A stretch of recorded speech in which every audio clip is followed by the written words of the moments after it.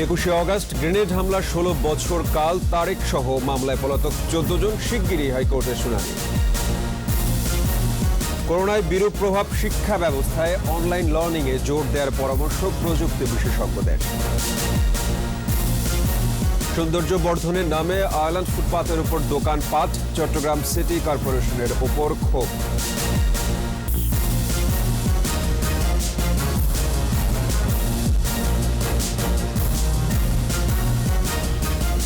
শুনছিলেন press security ইসলামী bank limited সংবাদ শিরোনাম। আমন্ত্রণ জানাচ্ছি সকাল 9টার 21 সংবাদে। আপনাদের সাথে আছি আমি সাব্বির আহমেদ।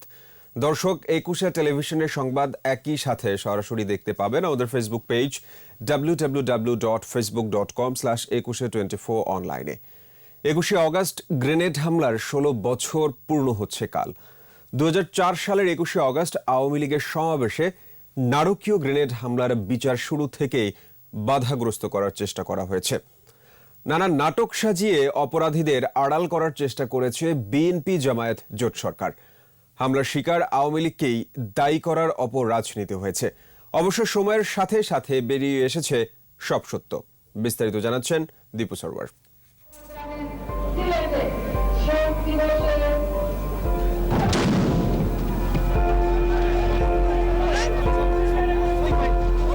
2004 সালের 21 আগস্ট সন্ত্রাস বিরোধী সমাবেশে একের পর এক গ্রেনেড হামলা। নেতাকর্মীদের মানববর্মে ভাগ্যক্রমে বেঁচে যান সে সময়ের বিরোধী দলীয় নেতা আওয়ামী লীগ সভাপতি শেখ হাসিনা। বঙ্গবন্ধু এভিনিউ যেন রক্তাক্ত প্রান্তর। শহীদ হন আওয়ামী লীগের মহিলা বিষয়ক সম্পাদক আইভি রহমান সহ 24 জন।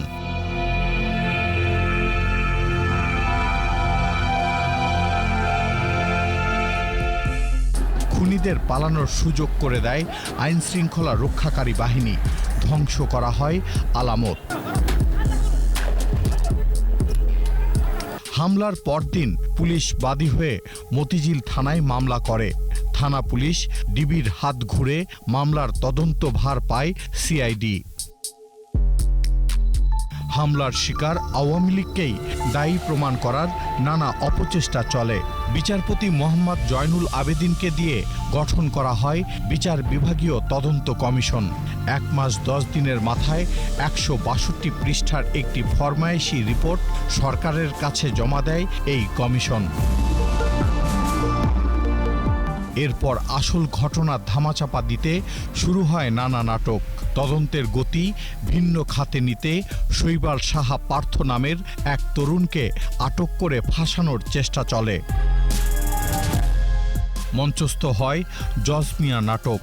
2005 সালের 9 জুন নোয়াখালীর সেনবাগে জজ মিয়াকে আটক করার পর জোর করে স্বীকারোক্তিমূলক জবানবন্দি আদায় করা হয়।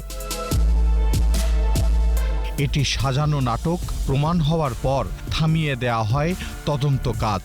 যারা এটি হামলাটা করেছে তাদেরকে ঢেকে ফেলার একটা চেষ্টা দিয়েছে, শাক দিয়ে মাছ ঢাকানো। সেই চেষ্টাটা নেওয়া হলো, শেষ মুহূর্তে এসে চেষ্টাটা সফল হয়। 4 বছর পর 2008 সালের 11 জুন বিগত তত্ত্বাবধায়ক সরকারের সময়ে হত্যার অভিযোগ ও বিস্ফোরক আইনে আলাদা 2টি অভিযোগপত্র দেয় সিআইডি। জঙ্গি সংগঠন হরকাতুল জিহাদ নেতা মুফতি আব্দুল হান্নান সহ 22 জনকে আসামি করা হয়। ওই বছরের 29 অক্টোবর অভিযোগ গঠন করে বিচারও শুরু হয় দ্রুত বিচার ট্রাইব্যুনালে। 2009 সালে আওয়ামী লীগ ক্ষমতায় আসার পর রাষ্ট্রপক্ষের অধিকতর তদন্তের আবেদন মঞ্জুর করেন ট্রাইব্যুনাল। তদন্তে আসামির তালিকায় নাম আসে বিএনপির ভারপ্রাপ্ত চেয়ারম্যান তারেক রহমান সহ আরও 30 জনের। তারেক সহ 18 জনকে পলাতক দেখিয়ে বিচার শুরু হয়। বিচার কাজ চলার সময়ই অন্য মামলায় জামায়াতের সেক্রেটারি জেনারেল মানবতা বিরোধী আলী আহসান মোহাম্মদ মুজাহিদ, হরকাতুল জিহাদ নেতা মুফতি আব্দুল হান্নান ও শরীফ শাহেদুল আলমের ফাঁসি কার্যকর হয়। 2018 সালের 10 অক্টোবর মামলার রায়ে বিএনপির ভারপ্রাপ্ত চেয়ারম্যান তারেক রহমান, খালেদা জিয়ার তৎকালীন রাজনৈতিক সচিব হারিস চৌধুরী, সাবেক এমপি কাজী মোফাজ্জল হোসেন কায়কোবাদ সহ 19 জনের যাবজ্জীবন কারাদণ্ড দেন দ্রুতবিচার ট্রাইব্যুনাল 1। আর সাবেক স্বরাষ্ট্র প্রতিমন্ত্রী লুৎফুজ্জামান বাবর, উপমন্ত্রী আব্দুস সালাম পিন্টু, তার ভাই জঙ্গি নেতা মাওলানা তাজউদ্দিন সহ 19 জনের মৃত্যুদণ্ড দেন আদালত।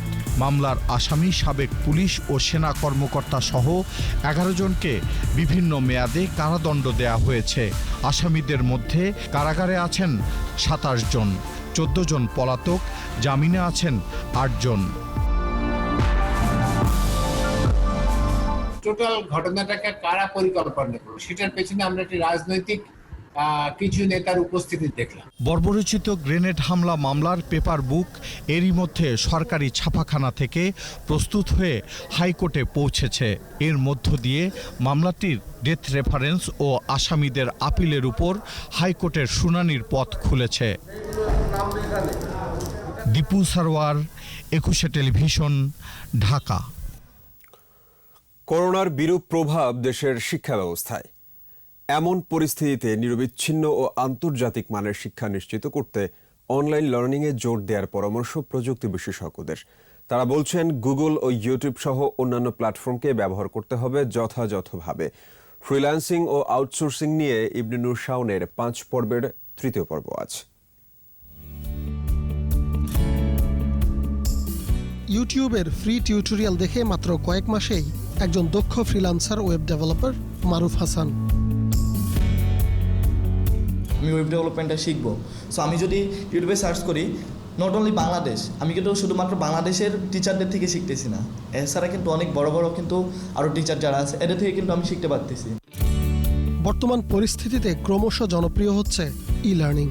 মার্চ থেকে শুরু করে এপ্রিল পর্যন্ত আমরা ব্যাপক সাড়া পেয়েছি, অর্থাৎ আমরা করোনার নর্মাল যে সময় তার চেয়ে আমরা প্রায় দ্বিগুণ আমরা সাড়া পেয়েছি। বিভিন্ন টুলস ব্যবহার করে ক্লাসের মতো অ্যাসাইনমেন্ট ও পরীক্ষা নেওয়া সম্ভব হচ্ছে অনলাইনে। বেশি সাশ্রয় হচ্ছে, আমাদের সাশ্রয় হচ্ছে, কারণ আমরা তাদের পিসিগুলো লাগতেছে না আলাদা, আমাদের সফটওয়্যার বেসড অটোমেটিক সে সার্টিফিকেট পাচ্ছে তার মডেল টেস্টের নাম্বারের উপর প্লাস অ্যাসাইনমেন্ট প্লাস প্রেজেন্টের উপর সব কিছু ডিপেন্ড করছে, একটা নাম্বার পাচ্ছে।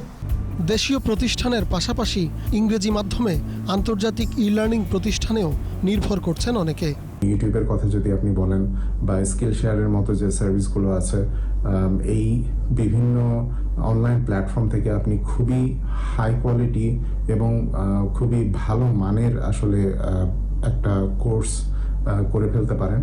করোনার প্রভাবে বদলে যাওয়া পরিস্থিতি মোকাবেলায় অনলাইন ভিত্তিক শিক্ষা ব্যবস্থা গড়ে তোলার দাবিও উঠছে জোরের সঙ্গেই। আমরা যদি শুধুমাত্র পাঠ্য বইয়ের উপরে নির্ভর করি তাহলে আমরা সেই পাঠ্য বইয়ের পৃষ্ঠা অনুযায়ী আমাদের শিক্ষাটাকে গড়ে তুলতে পারবো, বাট আমরা যদি অনলাইনে শেখার চেষ্টা করি তাহলে আমরা এটাকে আরো অনেক এক্সটেন্ড করতে পারি। অনলাইন ভবিষ্যৎ শিক্ষার মাধ্যম, এটি মাথায় রেখেই সরকার কাজ করছে বলে জানালেন বেসিস সভাপতি। ক্লাসরুমে যেমন আমরা যেভাবে টিচারের কথা শুনি বা টিচার একজন স্টুডেন্টের প্রতি অ্যাটেনশন দেন, একই রকম ভাবে কিন্তু করা যাচ্ছে, যদিও এর জন্য কিন্তু নতুন নতুন টুলস এর প্রয়োজন হবে, নতুন নতুন অ্যানালিটিক্স এর প্রয়োজন হবে। এইগুলোর জন্য আমরা আমাদের ইন্ডাস্ট্রি অলরেডি কাজ শুরু করেছে। প্রযুক্তিবিদরা বলছেন, বিশ্ববাজারে নিজেদের শক্তিশালী অবস্থান তৈরি করতে আরও গুরুত্ব দিতে হবে ই লার্নিংয়ে। ইবনে নূর শাওন, 21 টেলিভিশন, ঢাকা। চট্টগ্রাম মহানগরীর সৌন্দর্য বর্ধনের নামে আইল্যান্ড ফুটপাতের উপর গড়ে ওঠে দোকানপাট। এই উদ্যোগে অনিয়ম হয়েছে বলে অভিযোগ সিটি কর্পোরেশনের বিরুদ্ধে। খোলা জায়গায় স্থাপনা তৈরিতে ক্ষোভ প্রকাশ করেছেন নাগরিক আন্দোলনের নেতারা। আর সিটি প্রশাসক জানান, দুর্নীতি বন্ধে শিগগিরই কঠোর পদক্ষেপ হচ্ছে। বিপ্লব মজুমদারের ক্যামেরায় চট্টগ্রাম থেকে রিপোর্ট করছেন হাসান ফেরদৌস। চট্টগ্রামকে আধুনিক নগরী হিসেবে গড়ে তোলার ঘোষণা দেওয়া হয়েছিল বেশ কদিন আগে। এরপর মহানগরীর বিভিন্ন আইল্যান্ড ফুটপাতে সৌন্দর্য বর্ধনের উদ্যোগ নেয় চট্টগ্রাম সিটি কর্পোরেশন। এজন্য ৩৫টি বেসরকারি প্রতিষ্ঠানের কাছে ইজারা দেওয়া হয় ফুটপাত আইল্যান্ড। ইজারা পাওয়ার পর এসব প্রতিষ্ঠান ফুটপাত সহ নালা নর্দমার উপর গড়ে তোলে বিভিন্ন স্থাপনা। এতে ক্ষুব্ধ নাগরিক আন্দোলনের নেতারা। চট্টগ্রামের জামাল খান থেকে শুরু করে সব জায়গায় ফুটপাতের মধ্যে যে সমস্ত স্থাপনাগুলো তৈরি করেছে, সেই স্থাপনাগুলোর আসলে কতটুকু বৈধতা আছে বা সিটি কর্পোরেশন এই স্থাপনাগুলো তৈরি করতে পারে কিনা, এই প্রশ্নগুলো দীর্ঘদিন ধরেই নাগরিকদের মধ্যে উঠে আসছে। এদিকে দায়িত্ব নেওয়ার পর সৌন্দর্য বর্ধনের নামে ফুটপাত, নালা নর্দমা এবং আইল্যান্ড ইজারা দেওয়ার ঘটনা তদন্ত শুরু করেন নতুন প্রশাসক। তিনি কর্পোরেশনে দুর্নীতি বন্ধে কঠোর হবেন বলেও জানান। আভ্যন্তরীণ যে দুর্নীতি, এটার লাগাম দামি টেনে ধরার চেষ্টা করতেছে। দুর্নীতি যেখানে দেখবেন, অনিয়ম দেখবেন, আপনারা সাংবাদিকরা আপনারা আমাকে জানাবেন, আমি ইনশাল্লাহ দেখবেন তাৎক্ষণিক ব্যবস্থা নেব। চট্টগ্রাম সিটি কর্পোরেশনকে প্রয়াত মেয়র ABM মহিউদ্দিন চৌধুরীর রেখে যাওয়া অবস্থানে ফিরিয়ে নেবেন বলেও জানান তিনি। হচ্ছে যে এই শিক্ষাটাকেও আমি যে তার মহিউদ্দিন চৌধুরী যে জায়গায় রেখে গেছিলেন সে জায়গায় ফিরিয়ে নেওয়ার জন্য চেষ্টা করতেছি। অনিয়ম দুর্নীতি বন্ধের পাশাপাশি নাগরিক সেবা নিশ্চিত করার দাবি নগরবাসীর। হাসান ফেরদৌস, 21 টেলিভিশন, চট্টগ্রাম। নিচ্ছি বিরতি। দর্শক, স্বাস্থ্যবিধি মেনে চলুন, সুস্থ থাকুন। যখন ফিরছি তখন অন্যান্য খবরের সঙ্গে আরও যা থাকছে। দেশের বিভিন্ন স্থানে করোনায় আরও 4 জনের মৃত্যু, বাড়ছে সংক্রমণ। বন্যার পর তীব্র হচ্ছে ভাঙন, নদী গর্ভে বিলীন ফসলের মাঠ, ঘরবাড়ি। আমন্ত্রণ আবারও সকাল 9:21 সংবাদে। বীরশ্রেষ্ঠ ফ্লাইট লেফটেন্যান্ট মতিউর রহমানের 49তম মৃত্যুবার্ষিকী আজ। শোক আর শ্রদ্ধায় তাকে স্মরণ করছে জাতি। 1971 সালে পাকিস্তানের করাচির মশরুর বিমান ঘাঁটিতে কর্মরত থাকলেও মুক্তিযুদ্ধে যোগ দেওয়ার সিদ্ধান্ত নেন মতিউর রহমান। এই দিনেই প্রশিক্ষণ জঙ্গি বিমান নিয়েই রওনা দেন তিনি। তবে শেষ পর্যন্ত জীবিত ফিরতে পারেননি তিনি। ভারতীয় সীমান্তের 35 মাইল দূরে থাট্টায় বিধ্বস্ত হয় বিমানটি। স্বাধীন হওয়ার পর 2006 সালে তার দেহাবশেষ দেশে ফিরিয়ে আনা হয়। পূর্ণ মর্যাদায় শহীদ বুদ্ধিজীবী গোরস্থানে দাফন করা হয়। মুক্তিযুদ্ধে অসম সাহসিকতা ও অতুলনীয় অবদানের জন্য তাকে সর্বোচ্চ জাতীয় খেতাব বীরশ্রেষ্ঠ উপাধিতে ভূষিত করে সরকার। সারা দেশে করোনায় প্রতিদিন বাড়ছে আক্রান্তের সংখ্যা, থেমে নেই মৃত্যুও। আক্রান্তদের রাখা হচ্ছে আইসোলেশনে।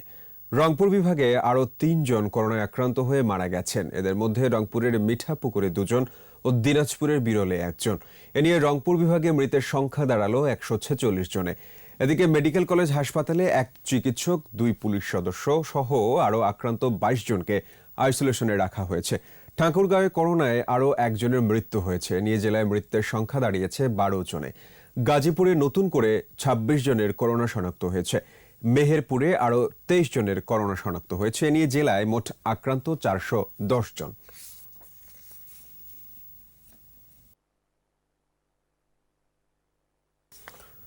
যমুনা, তিস্তা ও ধরলার পানি কিছুটা কমলেও নদী ভাঙন তীব্র হয়েছে। কয়েক দফা বন্যার পর ভাঙনের কারণে দুর্ভোগ আরও বেড়েছে নদী তীরের মানুষের। সিরাজগঞ্জে যমুনার পানি সামান্য কমেছে, কিন্তু জেলার নিম্নাঞ্চল কাজীপুর সদর, বেলকুচি, চৌহালি ও শাহজাদপুর বন্যা দুর্গত কয়েক লাখ মানুষের দুর্ভোগ আরও বেড়েছে। রয়েছে বিশুদ্ধ খাবার পানি ও খাদ্যের সংকট। গাজীপুরে নদ নদীর পানি কমলেও কালিয়াকৈরের 182 গ্রাম এখনও পানিতে নিমজ্জিত রয়েছে। এদিকে লালমনিরহাটের বিভিন্ন এলাকায় তিস্তা ও ধরলার ভাঙন তীব্র হয়েছে। সদরের গোকুন্ডা গ্রাম তিস্তার ভাঙনে 5 দিনে প্রায় 50টি বসত ভিটা ও কয়েকশো বিঘা আবাদি জমি নদীতে বিলীন হয়েছে। ধরলার ভাঙনে সদরের চর ফলিমারি গ্রামের 20টি বাড়ি নদীতে গেছে। নিজ উদ্যোগে ধরলা নদীর ভাঙন ঠেকাচ্ছেন এ গ্রামের মানুষ। গাইবান্ধায় দ্বিতীয় দফা বন্যার ফসলের ব্যাপক ক্ষতি হয়েছে। এর মধ্যে প্রায় 100 একর জমির আখ পচে নষ্ট হয়ে গেছে। মৌলভীবাজারের শ্রীমঙ্গলের এক কৃষক বিভিন্ন সবজির সাথে গ্রীষ্মকালীন সিম চাষ করে সাফল্য পেয়েছেন। শীতের এই সবজি বর্ষায় ভালো ফলনে খুশি কৃষক। বীজ সংগ্রহ করে সারা দেশে ছড়িয়ে দেওয়ার কথা জানিয়েছেন কৃষি বিভাগ। মৌলভীবাজার প্রতিনিধি বিকুল চক্রবর্তীর রিপোর্ট, জানাচ্ছেন রত্নজমান।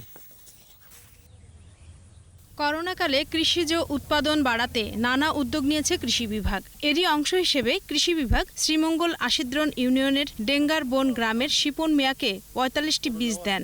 শিপন মিয়া বেগুন, লাউ সহ অন্যান্য সবজির সাথে 20% জমিতে গ্রীষ্মকালীন শিম আবাদ করেন। আমি 3 বছর ধরে এটা চাষ করতেছি। পরে এখন প্রায় 300-483 কেজির মতন এটা আমি বিক্রি করছি। এটা 20 থেকে 15 টাকা ধরে শ্রীমঙ্গল বাজার এটা বিক্রি করতেছি। গত 2 মাস ধরে শিপন মিয়া সপ্তাহে 50 থেকে 60 কেজি করে 120 টাকা দরে শিম বিক্রি করে আসছেন। এনটিভি প্রকল্পের আওতায় সিএজি প্রশিক্ষণের মাধ্যমে বিভিন্নভাবে কৃষক প্রশিক্ষিত হয়ে এই এখানে বিভিন্ন প্রকার সবজি আবাদ তারা করতেছে। এবছর 20 শতক জমিতে সিম করছে, সিম করে প্রায় ভালো লাভবান হয়েছে বর্ষাকালীন সিম। কৃষি বিভাগ বলছে সিলেট কৃষি বিশ্ববিদ্যালয়ের ডক্টর শহীদুল ইসলামের গবেষণা এ শিম বীজ এটি এখনো বাজারে ছাড়া হয়নি, তবে ভালো উৎপাদনে শীঘ্রই এটি সারা দেশে ছড়িয়ে দেওয়া হবে। শীতকাল থেকেই তারা হলো মেন বীজটা ওই গ্রীষ্মকালীন সিমের জন্য রেখে দিবে। তারা আমি এদের বেশি পরিমাণে বীজ রাখে, তাহলে আমি তাদের কাছ থেকে বীজ নিয়ে আমি সারা শ্রীমঙ্গলে ছড়াতে পারবো। এ শিমের সফল উৎপাদন গ্রীষ্মকালীন সবজি উৎপাদন কৃষিক্ষেত্রে নতুন সংযোজন বলছেন কৃষি গবেষকরা।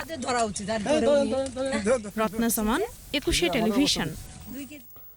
শেষ করছি সকাল 9টার 21 সংবাদ। যাবার আগে ফার্স্ট সিকিউরিটি ইসলামী ব্যাংক লিমিটেড সংবাদ শিরোনামগুলো আরও একবার। 21 অগস্ট গ্রেনেড হামলার 16 বছর কাল তারেক সহ মামলায় পলাতক 14 জন শিগগিরই হাইকোর্টে শুনানি। করোনায় বিরূপ প্রভাব শিক্ষা ব্যবস্থায় অনলাইন লার্নিংয়ে জোর দেওয়ার পরামর্শ প্রযুক্তি বিশেষজ্ঞদের। সৌন্দর্য বর্ধনের নামে আইল্যান্ড ফুটপাতের উপর দোকানপাট, চট্টগ্রাম সিটি কর্পোরেশনের উপর ক্ষোভ।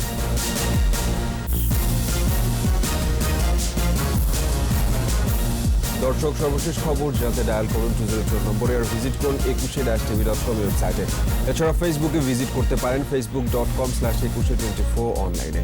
এতক্ষণ সাথে থাকার জন্য সবাইকে ধন্যবাদ। পরবর্তী সংবাদ বেলা 11টায় দেখার আমন্ত্রণ রইল। স্বাস্থ্যবিধি মেনে চলুন, সুস্থ থাকুন, সাথেই থাকুন 21-এর।